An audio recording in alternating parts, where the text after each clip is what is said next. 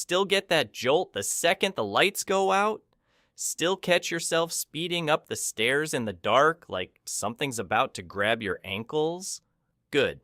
You're supposed to, because that fear was never really about your dark hallway.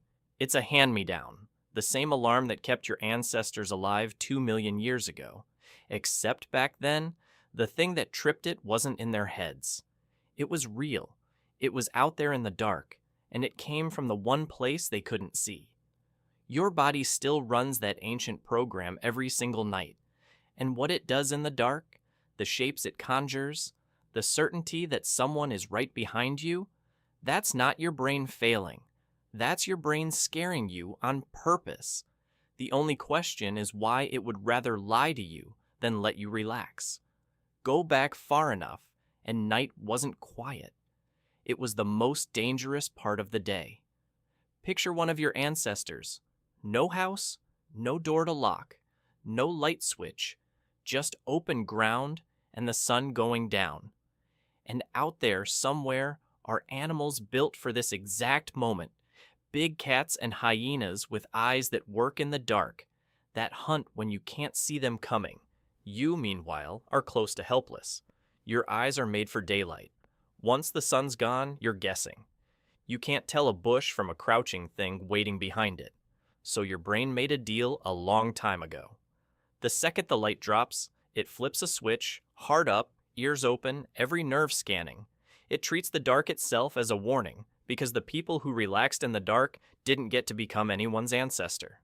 And you still carry that wiring, that little jolt when you flick off the basement light. And no, you're not being silly, that jolt is older than your whole species, doing its job in a house that's perfectly safe. A careful brain would just stay alert. Yours doesn't stop there, it starts inventing things. A shape in the corner, footsteps that aren't footsteps, the absolute certainty that something is standing right behind you. So why would evolution build a brain that lies to you about monsters that were never there? The answer is kind of brilliant and kind of insane. Think about the two ways your brain can get the dark wrong. Option 1, there's nothing there, but you panic anyway. You waste some adrenaline, your heart pounds for no reason, you feel dumb for a second. Option 2, there is something there, and you stay calm. You relax, and it eats you. Those two mistakes are not equal. One costs you a few seconds of looking stupid.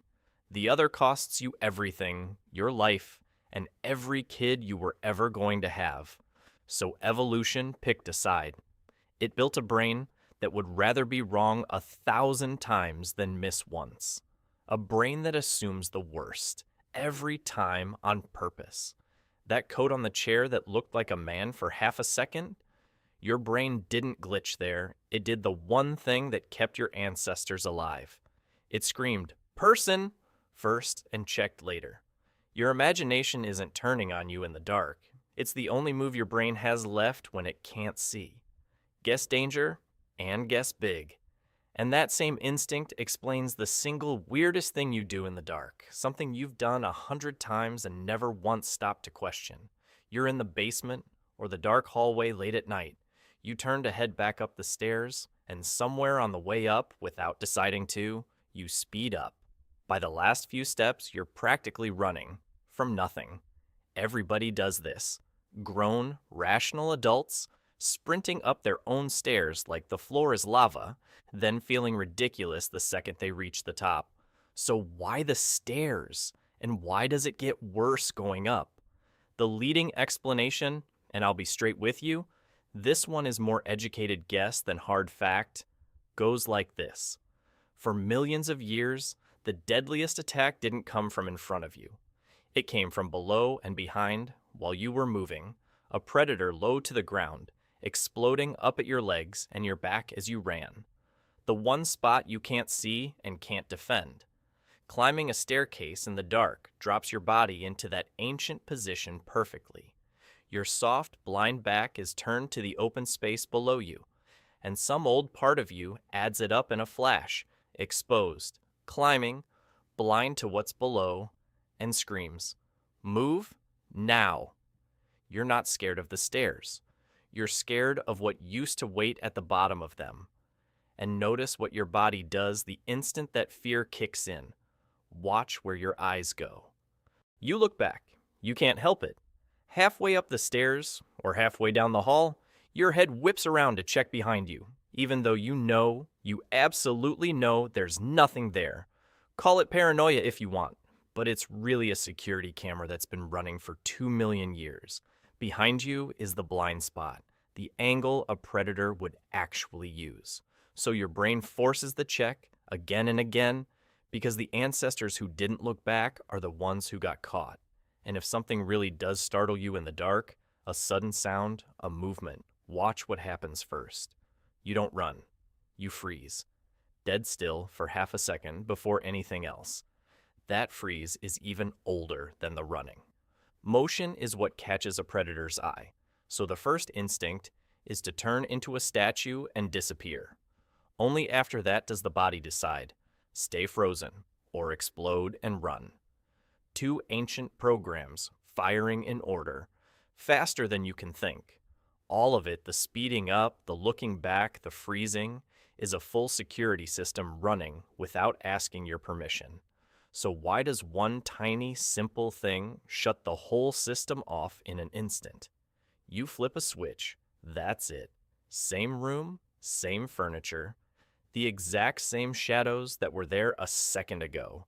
Nothing has actually changed. But the fear just drains right out of you.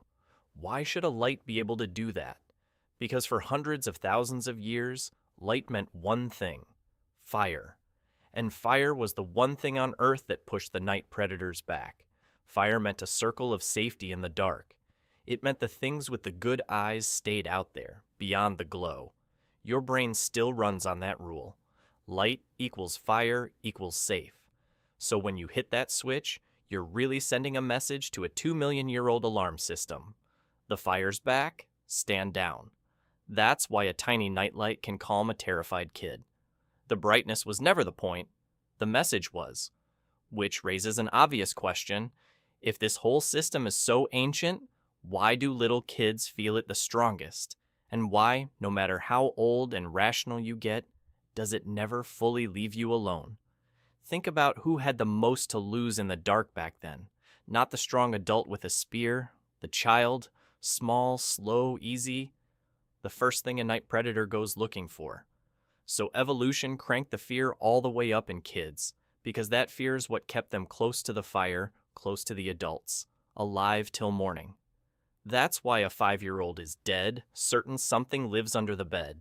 That's not a glitch in how kids think, it's the feature working exactly as designed. And as you grow up, that fear doesn't disappear. It just goes quiet. It sits there dormant all day long while the lights are on and life is normal, until the moment the room goes dark, and then it wakes up instantly, like it never left. You're a calm, logical adult right up until the second that basement light clicks off. But the dark does one last thing to you. Something that doesn't feel like instinct at all. Something that feels almost supernatural. You're alone in a dark room, and suddenly you're sure, sure that someone is there, watching you. You feel it on the back of your neck before you've seen or heard a single thing. Your brain has a setting that's always running one question about the world. Is that thing alive? And does it want something? In daylight, with full information, it answers easily.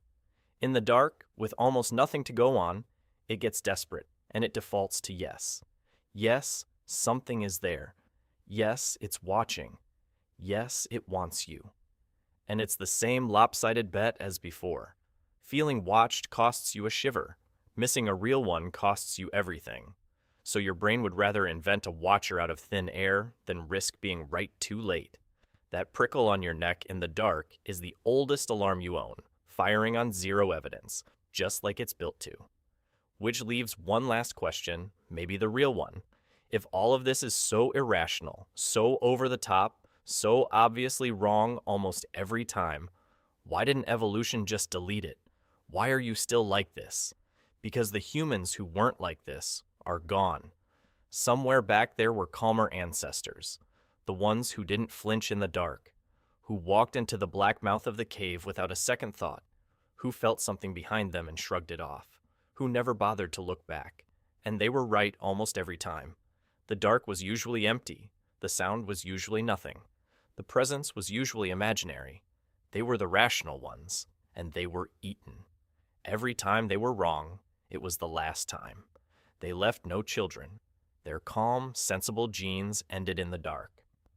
You come from the others, the jumpy ones, the ones who ran up the stairs, who looked back, who saw a monster in every shadow and lived to feel embarrassed about it in the morning. Every single ancestor in your line, going back 2 million years, was scared enough of the dark to survive it. So the next time you catch yourself walking a little too fast to the door, heart slamming over absolutely nothing, don't feel silly. That fear isn't a bug in you, it's the whole reason you're here.